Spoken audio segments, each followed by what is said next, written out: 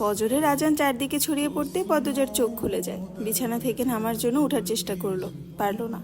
আমির দুই হাতে জাপটে ধরে রেখেছে। পদ্মজা আমিরকে মৃদু কণ্ঠে ডাকলো, এই যে শুনছেন। আমির সাড়া দিল না। আবার ডাকলো পদ্মজা। আমির ঘুমের ঘোরে কিছু একটা বিড়বিড় করে আবার ঘুমিয়ে তলিয়ে যায়। এবার পদ্মজা উঁচু স্বরে ডাকলো, আরে উঠুন না, ফজরের নামাজ পড়বেন। এই যে। আমির পিটপিট করে তাকায়, দুই হাতের বাঁধন আলগা করে দেয়। পদ্মজা আমিরকে ঠেলে দ্রুত উঠে বসে। বিছানা থেকে নামতে নামতে বলে, অজু করে আসুন, আপনি আমাকে কথা দিয়েছিলেন আজ থেকে নামাজ পড়বেন।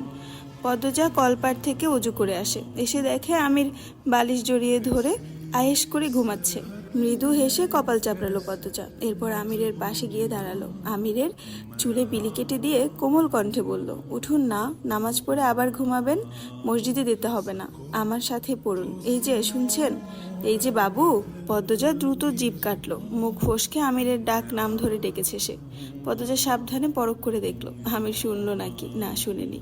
পদ্মজা মনে মনে বলল, উফ, বাঁচা গেল। আরও এক দফা ডাকার পর আমির উঠে বসে। কাঁদো কাঁদো হয়ে বারবার অনুরোধ করে, কাল থেকে পড়বো, আজ ঘুমাতে দাও। পদ্মজা শুনল না। তার অনুনয়ের কাছে আমির হেরে গেল। বউ যদি হয় সুন্দরী, আর অনুরোধ কি ফেলা যায়। আমির কলপার থেকে অজু করে আসে। দুজন পাশাপাশি দুই জায়নামাজে নামাজ সম্পূর্ণ করে। নামাজ শেষ হতেই পদ্মজা বলল, এবার চলুন।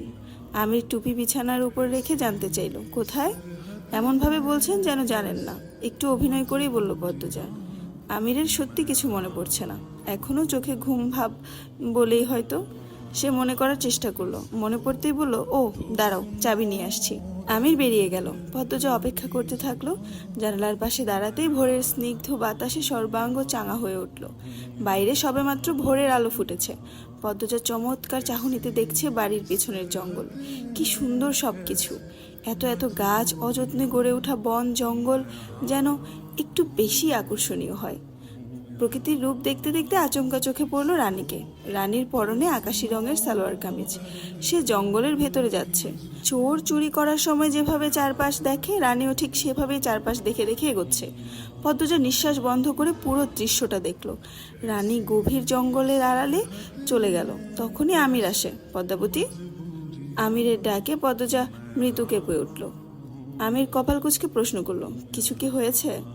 না, কি হবে, চলুন আমরা যাই। পদ্মজা যে কোনো কথা এড়িয়ে গেছে তা বেশ বুঝতে পারলো আমির, তবে প্রশ্ন করলো না। পদ্মজা আমিরকে রানীর কথা বলতে বলতে গিয়েও বলতে পারলো না। সে ভাবছে আগে রানী আপাকে জিজ্ঞাসা করতে হবে। এখনই বলা ঠিক হবে না, উনি কি ভাববেন আবার। রুম্পার ঘরের দরজা খুলতেই ক্যাচ ক্যাচ আওয়াজ হয়। পদ্মজা ঘরে ঢুকে আগে জানালা খুলে দেয়, তারপর পালঙ্কের দিকে তাকালো। পালঙ্ক শূন্য। পদ্মজা আমিরের দিকে জিজ্ঞাসা হয়ে তাকায়। আমির ইশারা করে পালঙ্কের নিচে দেখতে। পদ্মজা ঝুঁকে পালঙ্কের নিচে তাকালো। কেউ একজন শুয়ে আছে, চুল দিয়ে মুখ ঢাকা, হাতে পায়ে বেড়ি বাঁধা। আমির পদ্মজার পাশে বসে বলল, উনিই রুম্পা ভাবি, ওনাকে ডাকবেন একটু। রেগে যায় যদি, তবুও ডাকুন না। আমির লম্বা করে নিঃশ্বাস নিয়ে ডাকলো, ভাবি, ভাবি, শুনছেন ভাবি। রুম্পা নড়ে চড়ে চোখ তুলে তাকায়। দুই হাত দূরে একটা ছেলে ও মেয়ে বসে আছে। তাদের মুখ স্পষ্ট নয়। আলো ভালো করে ঘরে ঢুকেনি। রুম্পা শান্ত চোখে চেয়ে রইল অনেকক্ষণ। পদ্মজা হাত বাড়িয়ে বলল, আমার হাতে ধরে বেরিয়ে আসুন। রুম্পা বাঁধা দুই হাতে পদ্মজার হাত ধরার চেষ্টা করে পারল না। পদ্মজা আরেকটু এগিয়ে যায়। রুম্পার দুই হাত ধরে টেনে বাইরে নিয়ে আসে। রুম্পা কাছে আসতে দুর্গন্ধে পদ্মজার বমি চলে আসে। গলা অবধি এসে বমি আটকে গেছে। না জানি কতদিন গোসল করেনি রুম্পা, দাঁত মাজেনি। এই বাড়ির কেউ কি একটু পরিষ্কার করে রাখতে পারে না রুম্পাকে। প্রস্রাবের গন্ধও পাওয়া যাচ্ছে, মনে হচ্ছে ঘরেই প্রস্রাব পায়খানা করে। রুম্পা মলিন মুখে চেয়ে থেকে পদ্মজার দিকে, শান্ত স্থির দৃষ্টি। আমির গর্ব করে রুম্পাকে বলল, আমার বউ, বলছিলাম না সবচেয়ে সুন্দরী মেয়েটা আমার বউ হবে, দেখিয়ে দিলাম তো।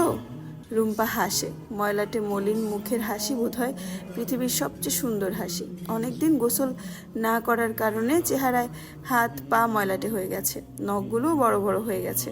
নখের ভেতর ময়লার স্তূপ যেন, ঠোঁট ফেটে চৌচির। টলমল করা চোখ, দেখে মনে হচ্ছে এক্ষুনি চোখ দিয়ে বর্ষণ বইবে। রুম্পা পদ্মজাকে শান্ত কণ্ঠে বলল, এ তো মেলা সুন্দর সেরি, তোমার নাম কি তা। পদ্মজা খুশিতে জবাব দিল, উম্মে পদ্মজা। সুরুবাই, এত সুন্দর সেরি কই পাইলেন। এ এ এ যে চান্দের লাখান মুখ। রুম্পার আরও কাছে এসে বসলো পদ্মজা। দুর্গন্ধটা আর নাকে লাগছে না, মানুষটাকে তার বেশ লেগেছে।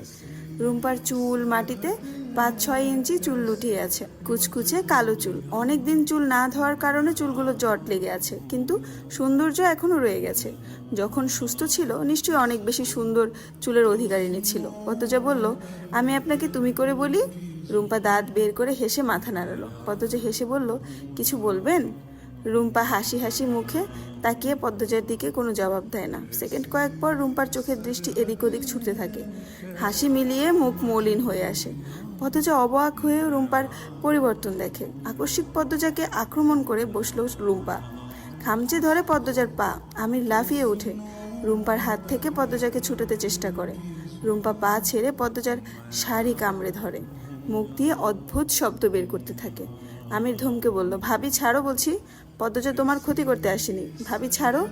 পদ্মজা স্তব্ধ হয়ে দেখছে, তার চোখে মুখে কোনো ভয়ভীতি নেই। কি যেন খুঁজছে রুম্পার মধ্যে, খুঁজে কুল কিনারা পাচ্ছে না। রুম্পা শাড়ি ছেড়ে দিতেই পদ্মজা একটু পিছিয়ে যায়। দরজায় চোখ পড়ে, দেখতে পায় কেউ একজন সরে গিয়েছে। কি আশ্চর্য! হুট করেই পদ্মজার বুক কাঁপতে থাকে। নূরজাহান নিজ ঘর থেকে হন্তদন্ত হয়ে ছুটে আসেন। এসেই বললেন, তালা খুলছে কাডায়? বাবু, নতুন বউরে নিয়ে এখানে আইসোস কেন? আমির দ্রুত রুম্পার কাছ থেকে সরে আসে। নূরজাহানকে কৈফিয়ত দেয়, ভাবলাম বাড়ির সবাই পদ্মজা দেখেছে, রুম্পা ভাবিকেও দেখুক। ভাবতে পারিনি ভাবি এমন কাজ করবে। ভাবি তো এখন আরও বেশি বিগড়ে গেছে। দাদু, তুই আমারে কই আইবি না? তোর চিল্লানি হইন না আমার কলজাটা উইরা গেছিল। বউ তোমারে দুঃখ দিছে এই সিরি? পদ্মজা বলল, না না, কিছু করেনি। আমির চেঁচিয়ে উঠল, কি বলছো কিছু করেনি মানে? হাত দেখি। আমির পদ্মজার 2 হাত টেনে নিয়ে বাম হাতের নখের জখম। আমির ব্যথিত স্বরে বলল, ইস, কতটা আঘাত পেয়েছো। ঘরে চলো দাদু, এই নাও চাবি, তালা মেরে দিও। আমির পদ্মজাকে টেনে নিয়ে বেরিয়ে যায়। বেরোবার আগ মুহূর্তে পদ্মজা রুম্পার দিকে তাকালো। দেখতে পেল রুম্পা আর চোখে তাকে দেখছে। সে চোখে স্নেহ, মমতা, একটু হাসিও লেগেছিল। পদ্মজার মাথা চক্কর দিয়ে উঠল। ঘরে এসে আমিরকে বলল, ওনার যত্ন কেউ নেয় না কেন? দেখনি কীরকম করলো? এই ভয়েই কেউ যায় না। শুরুতে আমাকে দেখে যদি রেগে যেত তখনই তোমাকে নিয়ে চলে আসতাম। সবাইকে ভাবি তুই করে বলে, তোমাকে তুমি বলে সম্বোধন করতে দেখে ভাবলাম বোধহয় তোমাকে পছন্দ হয়েছে, তাই আঘাতও করবে না। কিন্তু ধারণা ভুল হলো। আপনি অকারণে চাপ নিচ্ছেন। নখের দাগ বসেছে, শুধু রক্ত চলে এসেছে, এইটুকু ব্যাপার না। আমির তুলা দিয়ে পদ্মজার হাতের রক্ত মুছে দিল। তারপর বলল, আর ওই দিকে পা দিবে না। আম্মার কণ্ঠ শোনা যাচ্ছে, লাবণ্যকে ঘুম থেকে তুলছে। লাবণ্য ফজরে উঠতেই চায় না। আমির হেসে বলল, আমি যাই। কোথায়? আম্মা সকাল সকাল রান্নাঘরে যেতে বলেছিলেন। তুমি রান্না করবে কেন? অনুরোধ এমন করবেন না। আমি আমার বাড়িতেও রান্না করেছি, টুকটাক কাজ করেছি। এখনও না গেলে আম্মা রেগে যাবেন, রাগানো ঠিক হবে না। এসব ভালো লাগে না পদ্মজা, আমি আসছি। পদ্মজা ব্যস্ত পায়ে বেরিয়ে যায়, আমিরকে কথা বলার সুযোগ না দিয়ে।